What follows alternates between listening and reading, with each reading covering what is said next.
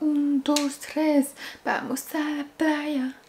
4, 5, 6, me gusta Shakira.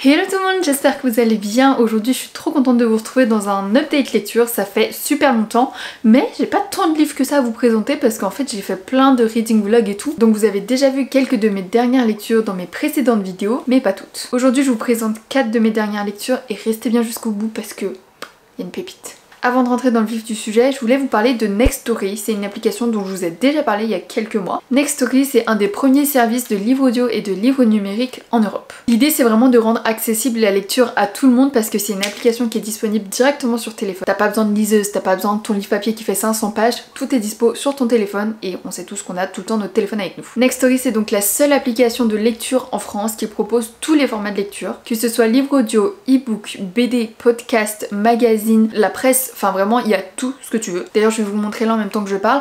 Leur catalogue contient plus de 250 000 titres, ce qui est énormissime. Il y a vraiment de tout genre, tous les âges. Il y a de la lecture VO, lecture française évidemment, de la jeunesse, la romance, du thriller, vraiment de tout. Je pense que prochainement je vais utiliser l'application pour écouter les livres audio de La Faucheuse. J'avais lu les deux premiers et j'avais complètement arrêté, mais sans raison, juste parce que j'avais plus le temps. Et j'ai très envie de terminer cette saga et elle est disponible en audio sur Nextory, donc ça c'est top. Donc c'est vraiment une application très chouette que je vous recommande. D'ailleurs si vous voulez tester, n'hésitez pas à passer par mon lien que je vous mets juste ici ou dans la barre d'infos qui vous donne 45 jours gratuits pour tester l'application Nextory. Et donc si vous inscrivez sur mon lien, ça me fait une petite commission grâce à vos inscriptions, donc merci d'avance et j'espère vraiment que vous testerez l'application parce qu'elle est vraiment géniale. J'en ai déjà parlé dans une autre vidéo, mais vraiment top quoi. Donc merci Nextory d'avoir sponsorisé cette vidéo et maintenant on passe aux updates lecture. Tout d'abord je ne l'ai pas avec moi parce que je l'avais emprunté à Audrey du Souffle des mots parce qu'il me tentait beaucoup, je l'ai même pas dans ma bibliothèque mais j'avais juste envie de le lire. Il s'agit de Renversante de Florence Inkel. Dans cette histoire, le schéma de la société est complètement renversé et le féminin l'emporte sur le masculin. Donc on va suivre Léa qui aime jouer au foot avec ses amis. Elle est naturellement douée en maths comme évidemment le sont toutes les filles. Elle sait déjà qu'elle est promise à une grande carrière, elle va être chirurgienne, huissière ou même encore ministresse. Quel que soit son choix, elle aura pas à s'occuper de ses enfants parce que dans tous les cas ça c'est le papa qui gère. Puisque les hommes sont naturellement faits pour ça, non. Bref vous l'avez compris, ce roman dénonce la société patriarcale dans laquelle on vit en renversant tous les codes. L'histoire explore toutes les dimensions et met en scène plein de situations, que ce soit au travail, à l'école, à la maison, dans la rue, enfin vraiment partout. Et c'est là qu'on se rend compte de l'absurdité des situations. Enfin évidemment nous on le savait déjà en tant que femmes, mais je pense qu'il y en a qui se rendent pas encore compte que nous en tant que femmes on vit des trucs mais ça n'a aucun sens quoi. Ça montre à quel point il y a encore des efforts à faire concernant l'égalité entre les hommes et les femmes. C'est un petit livre jeunesse où on suit la vie de Léa, j'ai pas précisé mais Léa c'est une enfant. Et vraiment je pense que ce livre est à mettre entre les mains de tout le monde, que ce soit enfant ou parent, même si c'est destiné, enfin c'est en tout cas publié dans une collection dite jeunesse enfant, mais c'est vraiment un livre à lire par tout le monde. Mais j'ai envie de dire, si ce livre a au moins éveillé la conscience d'une personne, bah ça sera déjà une réussite en fait. Donc voilà, lisez ce livre quand même, il est topissime. Ensuite j'ai lu La vie en vrai d'Emma Green, publié chez les éditions Addictive. Dans cette histoire, Louve qui a 17 ans est la victime des Royals ou Royals à l'anglaise. C'est ce groupe d'élèves populaires qui la harcèlent au lycée comme sur les réseaux sociaux jusqu'à la pousser au pire. Mais quand on touche le fond, il n'y a plus qu'une chose à faire, remonter. Aidée de sa famille, parfois maladroitement, Louve décide de rendre les coups et de se rapprocher du plus cruel de tous, Lazare Nightingale. Sous ses boucles brunes, Laz ne cherche qu'une chose, qu'on lui fiche la paix. Et tant pis si pour ça, il doit se montrer odieux. Mais il n'imagine pas encore que sous la fragilité de Louve se cache une guerrière, ni que son attirance pour elle va peu à peu briser ses barrières. Et bien c'est la première fois que je lisais un roman d'Emma Green et j'ai été agréablement surprise. En vrai j'avais un peu d'attente quand même parce que je n'entends que du bien. J'ai pas été déçue. C'est vraiment une très belle histoire, enemies to lovers, romance, tout ça, tout ce qu'on aime. Mais c'est surtout une histoire très authentique et c'est pas juste une romance niaise un peu cucul à praline, c'est vraiment plus profond que ça. Ce roman aborde beaucoup de thèmes très importants, notamment le harcèlement, la non-binarité, la résilience, l'espoir, enfin ça apporte vraiment de beaux messages, des beaux messages et des messages importants aussi. Dans ce livre on a une héroïne qui se révèle, qui sort ses griffes, qui devient une fille badass. Ça j'ai adoré. Genre quand elle tenait tête à quelqu'un j'étais là genre yes go girl.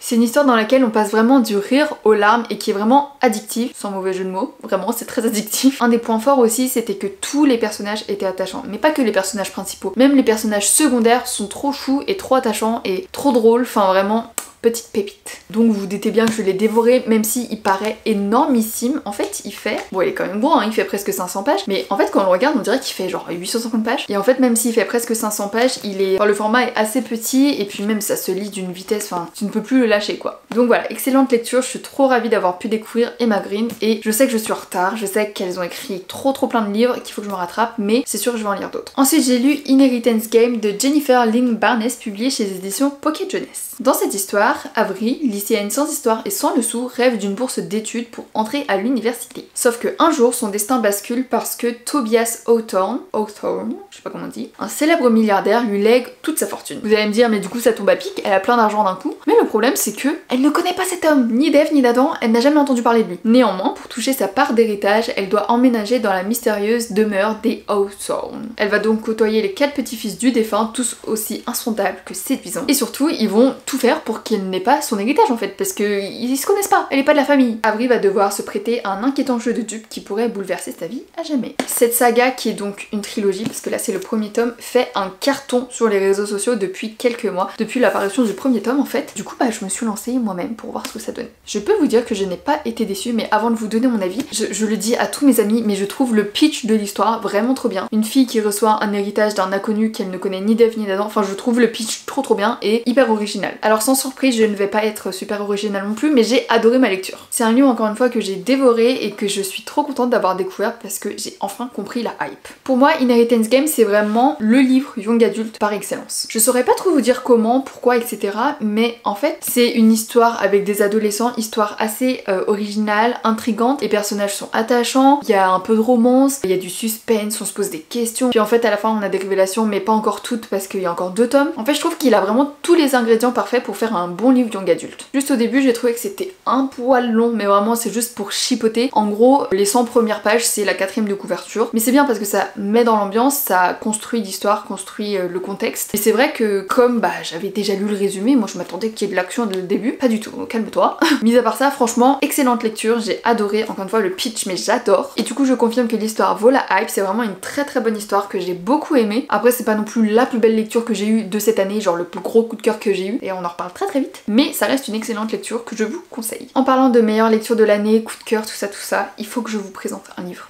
Celui-ci, Pour que chantent les montagnes de Nguyen Phan Khai, publié chez Charleston. Ce livre, attendez, je vous fais le résumé d'abord. Cette histoire se passe au Vietnam et on va suivre la petite Young et sa grand-mère Dieu Lan qui regardent Hanoï brûler sous le feu des bombardiers américains. Donc on est en pleine guerre du Vietnam. Une semaine plus tard, Young découvre les décombres qui ont remplacé sa maison. La guerre, l'ombre qui a emmené ses parents et ses oncles dans les forêts du sud vient de faire une entrée brutale dans sa vie. Pourtant, malgré la destruction, le quotidien reprend son cours dans la capitale. Des colonnes de fumée s'élèvent tous les soirs des abris de fortune, les éclats de rire des enfants résonnent et peu à peu, les vétérans reviennent du front. Mais derrière la joie des retrouvailles, Young entrevoit déjà les sombres souvenirs qui pourraient déchirer sa famille, comme les souffrances déchirent sa patrie depuis des décennies. Avec une justesse historique remarquable, l'autrice nous offre un voyage poignant à travers un siècle d'histoire vietnamienne de l'occupation française à la chute de Saigon. Un hymne intime à la résilience des peuples ravagés par la guerre et la mort. Mesdames et messieurs, je vous présente mon plus gros coup de cœur de l'année 2022. Et même de plus loin. Pour que chantent les montagnes, c'est une véritable ode à la famille, à l'amour, à l'espoir. C'est vraiment une histoire magnifique. Mais magnifique, ce n'est même pas assez, tu vois. Cette histoire nous emmène au Vietnam, au cœur d'une famille meurtrie par la guerre. La narration alterne entre 2 points de vue, celui de Young, la petite fille, et celui de Dieu Lan, sa grand-mère. J'ai trouvé que cette double narration permettait d'avoir un récit très complémentaire, que ce soit le point de vue d'une petite fille, bah voilà, qui découvre la vie, qui est jeune et tout, et le point de vue de cette grand-mère plus âgée qui a vécu plein d'expériences de la vie,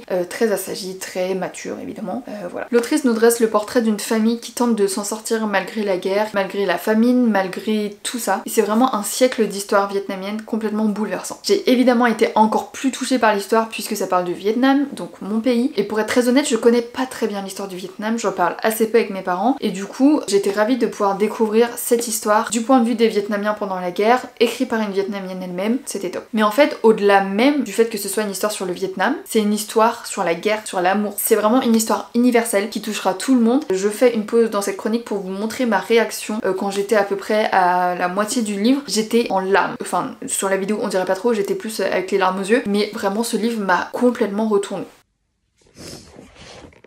Je suis en train de lire Pour que chantent les montagnes. C'est bouleversant.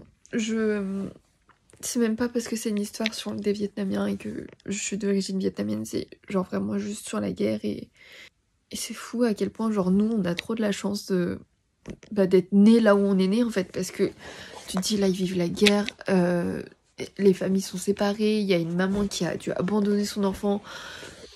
Enfin bon, je l'ai même pas fini, je viens de dépasser la moitié. Je suis complètement bouleversée, et encore plus parce que c'est mon pays. Donc c'est fou.